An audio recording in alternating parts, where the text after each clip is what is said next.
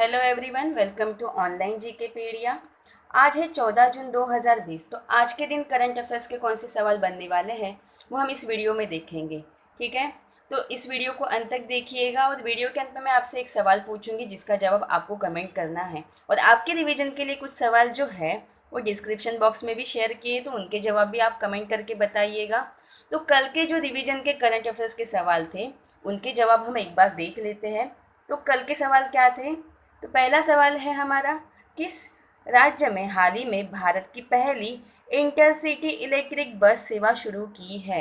तो महाराष्ट्र। अगला सवाल है, कौन भारतीय मूल के व्यक्ति हाल ही में ब्रिटेन के नए वित्त मंत्री नियुक्त किए गए हैं? तो ऋषि सुनक। अगला सवाल क्या है? अगला सवाल है, हाल ही में घोंघे की नई प्रजाति खोजी गई है जिसका नाम किसके नाम पर रखा गया है? तो ग्रेटा थनबर्ग जो है इनके नाम पे रखा गया है।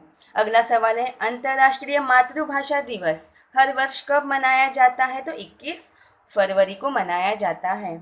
अगला सवाल क्या है? हाल ही में जारी रिपोर्ट के अनुसार दुनिया में सबसे ज़्यादा बोली जाने वाली भाषा में हिंदी जो है इसे कौन सा स्थान मिला है? तो हिंदी को तीसरा स्थान मिला है। हाल ही में कंप्यूटर में कट, कॉपी, पेस्ट फंक्शन लाने वाले वैज्ञानिक का निधन हुआ। उनका नाम क्या है? तो लैरी टेस्लर। क्या है? लैरी टेस्लर है। अगला सवाल क्या है? अगला सवाल है, हाल ही में किस भारतीय क्रिकेटर को लॉरियस स्पोर्टिंग मोमेंट अवार्ड दिया गया? तो सचिन तेंदुलकर। अगला सवाल क्या है? अगला सवाल है, हाल ही में किसे दिल्ली का नया पुलिस कमिश्नर बनाया गया है? तो सही जवाब क्या होगा? एस.एन. श्रीवास्तव होगा। अगला सवाल है, कौन अंतर्राष्ट्रीय क्रिकेट के तीनों फॉर्मेट में शतक जड़ने वाली पहली महिला क्रिकेटर बनी है? तो हेदर नाइट बनी है जो कि इंग्लैंड की है। और अगला सवाल, आखिरी सवाल क्या है दोस्तों? हाल ही में जारी रिपोर्ट के अनुसार प्रदूषित विश्व के सबसे प्रदूषित देशों की सूची में भारत को कौन सा स्थान मिला है? तो इसमें भारत को जो है वो 5वां स्थान मिला है। तो इस सवाल का सही जवाब क्या होगा? 5वां। ठीक है दोस्तों, तो ये थे हमारे कल के कुछ वेरी वेरी इम्पोर्टेंट सवाल। तो हम बढ़ते हैं हमारे आज के करंट अफेयर्स की ओर। आज का पहला सवाल क्या है? आज का पहला सवाल है, किस राज्य ने बाल मजदूरों को शिक्षित करने के लिए बाल श्रमिक विद्या योजना शुरू की है? तो जो यूपी उत्तर प्रदेश सरकार है, इन्होंने बाल मजदूरों को शिक्षित करने के लिए बाल श्रमिक विद्या योजना शुरू की है। तो इस सवाल का सही जवाब क्या होगा? ऑप्शन बी होगा।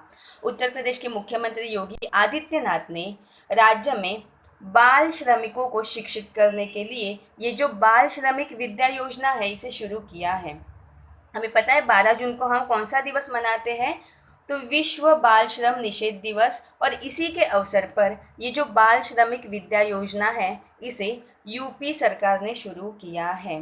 अब ये जो योजना है इसमें होगा क्या एग्जैक्टली?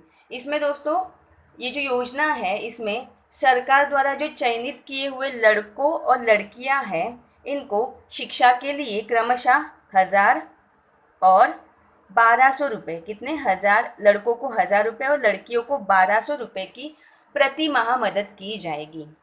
ठीक है, अब ये यूपी ने शुरू किया है। तो हमें पता है यूपी, आप मैप में देखिएगा, यूपी की राजधानी क्या है? लखनऊ है। यहाँ के मुख्यमंत्री कौन है? योगी आदित्यनाथ है। और यहाँ की गवर्नर कौन है? आनंदीबेन पटेल है। साथ ही साथ कुछ दिन पहले हमने देखा था जो 11वीं हॉकी इंडिया सीनियर राष्ट्रीय महिला चैंपियनशिप है, इसकी मेज़बानी कौन करेगा? तो यूपी ही करेगा। साथ ही साथ बाहर फंसे हुए लोगों के लिए जन सुनवाई पोर्टल भी यूपी ने ही लॉन्च किया है। और प्रवासी राहत मित्र ऐप जो है इसे भी यूपी ने ही लॉन्च किया है। इतने सारे फैक्ट्स आपको याद रखने हैं। हमारा अगला सवाल क्या है? अगला सवाल है, किस राज्य की सरकार ने दिव्यांग आंगनवाड़ी कार्यकर्ताओं को कोरोना योद्धाओं का दर्जा दिया है? तो जो मध्य प्रदेश, ठीक है, मध्य प्रदेश राज्य सरकार है, इन्होंने दिव्यांग आंगनवाड़ी में जितने भी कार्यकर्ता काम कर रहे हैं इनको कोरोना योद्धा का क्या दिया है, दर्जा दिया है। तो इस सवाल का सही जवाब क्या होगा, ऑप्शन डी होगा। मध्य प्रदेश सरकार ने दिव्यांग आंगनवाड़ी के जो भी कार्यकर्ता है उनको कोरोना योद्धा मतलब कोरोना वॉरियर्स जो है इसका दर्जा देने की घोषणा की है। अब ये दर्जा क्यों दिया गया है, इसके पीछे रीज़न क्या है।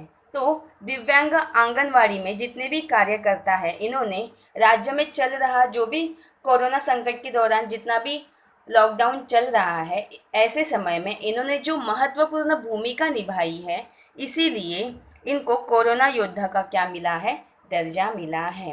अब एमपी ने ये दर्जा दिया है तो हमें पता है कुछ दिन पहले एमपी ने थैंक्स मॉम, कौन सा, थैंक्स मॉम नामक जो वृक्षारोपण है ये शुरू किया था। उसके बाद रोजगार सेतु योजना भी एमपी ने ही शुरू की है, कौन सी, रोजगार सेतु। उसके बाद चरण पादुका अभियान भी एमपी ने ही शुरू किया है और एफआईआर आपके द्वार ये योजना भी एमपी ने ही शुरू की है। साथ ही साथ जो जीवन अमृत योजना है इसे भी एमपी ने ही शुरू किया है। अब यहाँ पे एमपी की बात आई है तो एमपी की राजधानी क्या है, भोपाल है। यहाँ के मुख्यमंत्री कौन है, शिवराज सिंह चौहान हैं और यहाँ के राज्यपाल कौन है, लालजी टंडन हैं। हमारा अगला सवाल क्या है, अगला सवाल है हाल ही में किस मंत्री ने सहकारी मित्र योजना शुरू की है। तो इसका सही जवाब क्या होगा, नरेंद्र सिंह तोमर। हमारे जो केंद्रीय कृषि मंत्री है कौन है, नरेंद्र सिंह तोमर, इन्होंने ही ये सहकारी मित्र योजना शुरू की है। तो इस सवाल का सही जवाब क्या होगा, ऑप्शन डी होगा। अब ये सहकारी मित्र योजना है ये एग्जैक्टली है क्या, इसमें होगा क्या। तो जो भी नई पीढ़ी है उनके जो भी नए विचार है इनको सहकारी संस्थाओं में सहायता कराने के लिए ये जो सहकारी मित्र योजना है ये शुरू की गई है। ये जो सहकारी मित्र योजना है इसके तहत जो भी नई पीढ़ी है जो भी नए युवा है उनको इंटर्नशिप दिलाई जाएगी, ठीक है। तो हम बढ़ते हैं हमारे अगले सवाल की ओर। अगला सवाल क्या है, हाल ही में फीफा द्वारा जारी रैंकिंग में शीर्ष पर कौन सा देश है।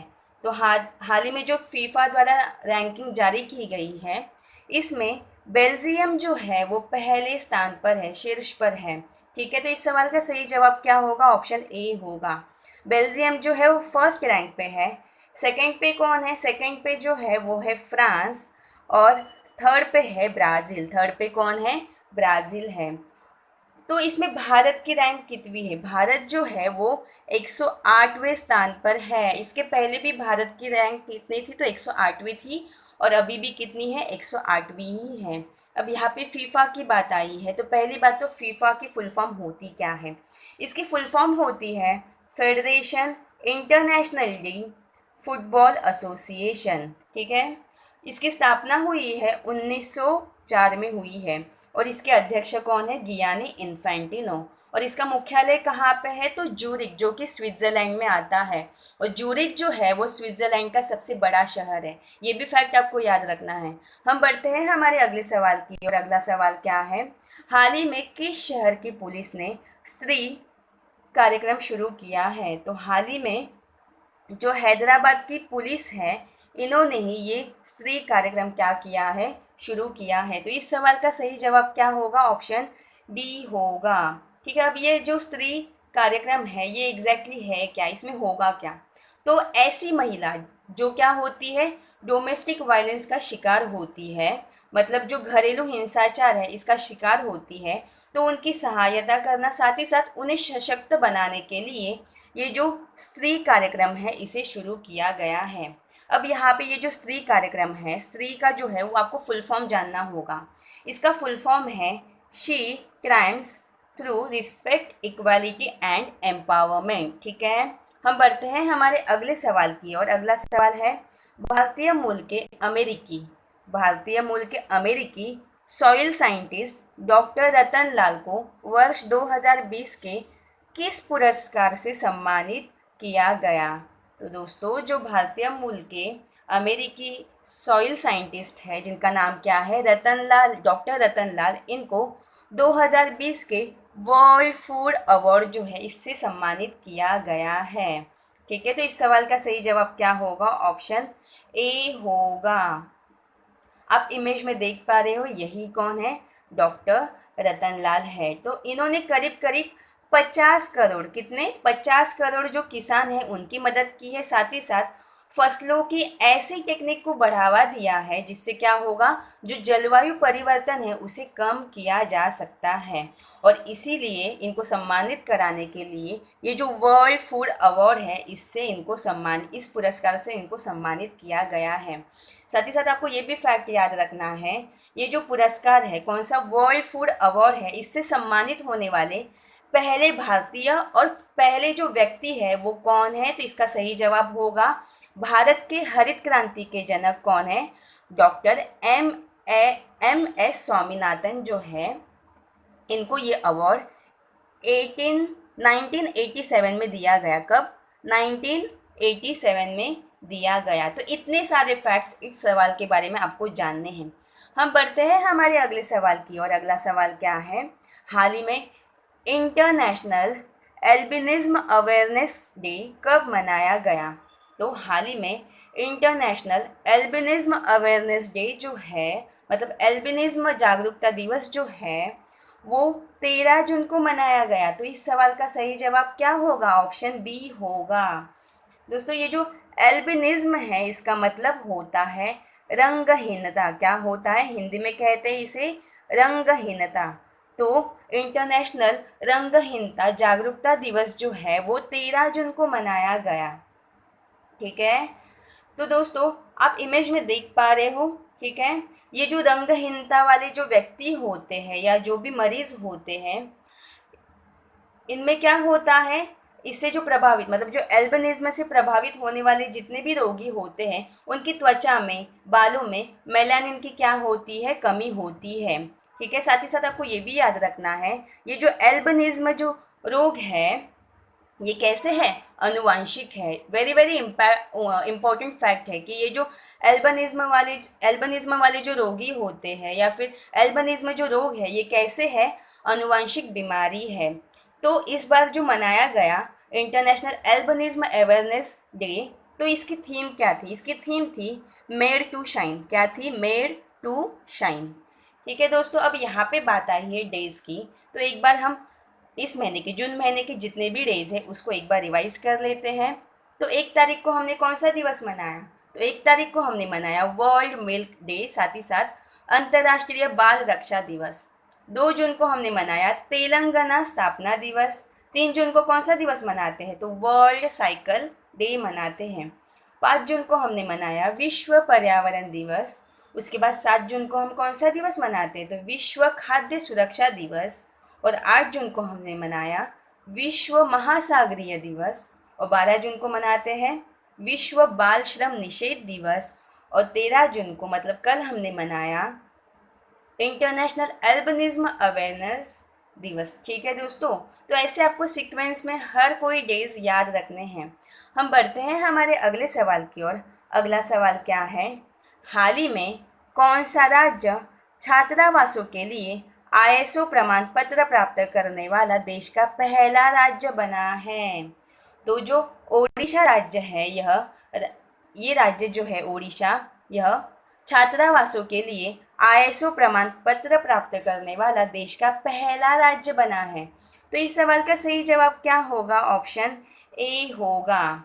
अब ये एग्जैक्टली है क्या, तो मार्च महीने में दोस्तों जो प्रमाण देने वाली एक ऑडिट टीम है, इसे जारी किया गया और उन्होंने ओडिशा के जो 2 जिले हैं, कौन से, क्योंझर एंड संबलपुर, तो इन दोनों जिले में जो भी छात्रावास है, उनके छात्रावासों का आकलन किया गया और मूल्यांकन के बेसिस पे इन्हें क्या, आईएसओ प्रमाणित किया गया। ठीक है, तो यहाँ पे बात आई है ओडिशा की। तो कुछ दिन पहले हमने देखा ओडिशा हाईकोर्ट के नए न्यायाधीश बने, जिनका नाम क्या है, सावित्री राठी है। और ओडिशा ने ही वंदे उत्कल जननी को राज्य गान का क्या दिया है, दर्जा दिया है। अब थोड़ा सा ओडिशा के बारे में जान लेते हैं। ओडिशा की राजधानी क्या है, ओडिशा की राजधानी है भुवनेश्वर। यहाँ के मुख्यमंत्री कौन है? नवीन पटनायक है। यहाँ के राज्यपाल कौन है? गणेशी लाल है। और यहाँ के कुछ नेशनल पार्क फेमस है जिनका नाम क्या है? एक तो भीतरकनिका और दूसरा है सिमली पार्क। ये दोनों जो नेशनल पार्क है वो फेमस है। उसके बाद यहाँ के 2 बांध फेमस है जिनका नाम है, एक है इंद्रावती, एग्जाम में बहुत बार पूछा गया है, और दूसरा है हीराकुंड। ठीक है, दोनों जो बांध है वो वेरी वेरी इंपॉर्टेंट है। उसके बाद यहाँ पे जो कोणार्क पत्थर की नक्काशी है और जो गंजम केवड़ा फूल है, इन दोनों को क्या मिला है? जीआई टैग मिला है। Is that clear? हम बढ़ते हैं हमारे अगले सवाल की ओर। तो हमारा अगला सवाल क्या है? अगला सवाल है, निम्न में से पूरी तरह से डिजिटल होने वाला निर्माण क्षेत्र का पहला संगठन कौन बना है? तो जो भारतीय राष्ट्रीय राजमार्ग प्राधिकरण, कौन दोस्तों? National highway authority of India, इसे इंग्लिश में कहा जाता है। ठीक है, national highway authority of India, यही पूरी तरह से डिजिटल होने वाला निर्माण क्षेत्र का पहला संगठन बना है। तो इस सवाल का सही जवाब क्या होगा? ऑप्शन सी होगा। ये जो NHAI है ये क्या बन गया है? पूरी तरह से डिजिटल बनने वाला निर्माण क्षेत्र का पहला संगठन बन गया है। अब इसमें होगा क्या? ये जो NHAI है मतलब national highway authority of India है, इसके जो सभी अधिकारी हैं उनका जो भी वर्क प्रोसेस है उसे मैनुअल से अब चेंज करके ऑनलाइन पोर्टल में रूपांतरित किया गया है। तो इसके पीछे मेन उद्देश्य क्या है? तो कोई भी जो अधिकारी है वो कोविड-19 के संक्रमण में ना आए और उनकी सुरक्षा के लिए ये फैसला लिया गया है। ठीक है, अब यहाँ पे NHAI की बात आई है तो इसकी स्थापना हुई है 1988 में। कब हुई है? 1988 में। और इसका मुख्यालय कहाँ पे है? तो नई दिल्ली में है। और साथ ही साथ आपको ये भी याद रखना है, जो केंद्रीय सड़क परिवहन और राजमार्ग मंत्री कौन है? तो नितिन जयराम गडकरी। ठीक है दोस्तों, तो हम बढ़ते हैं हमारे अगले सवाल की ओर, और आज के करंट अफेयर का ये आखिरी सवाल है, तो ध्यान से देखिएगा। क्या है सवाल? हाल ही में कार्गो इंटरनेशनल के ब्रांड एम्बेसडर कौन बने हैं? वेरी वेरी इंपॉर्टेंट सवाल है। तो हाल ही में कार्गो इंटरनेशनल के ब्रांड एम्बेसडर बने हैं सोनू सूद। ठीक है, तो इस सवाल का सही जवाब क्या होगा? ऑप्शन सी होगा। अब ये जो कार्गो इंटरनेशनल है ये एग्जैक्टली है क्या? तो ये जो कार्गो इंटरनेशनल है ये एक लुब्रिकेंट बनाने वाली कंपनी है। क्या है? लुब्रिकेंट बनाने वाली कंपनी है। और अभी हाल ही में सोनू सूद बहुत ज़्यादा चर्चे में थे दोस्तों, तो ये क्वेश्चन जो है वो वेरी वेरी इंपॉर्टेंट क्वेश्चन है। ठीक है, साथ ही साथ आपको और भी ब्रांड एम्बेसडर के नाम याद रखने हैं। जो रियलमी है इसके ब्रांड एम्बेसडर कौन है? तो श्रद्धा कपूर है। उसके बाद JBL के ब्रांड एम्बेसडर है सारा अली खान। और एडिडास इंडिया के ब्रांड एम्बेसडर कौन है? तो मानुषी छिल्लर है।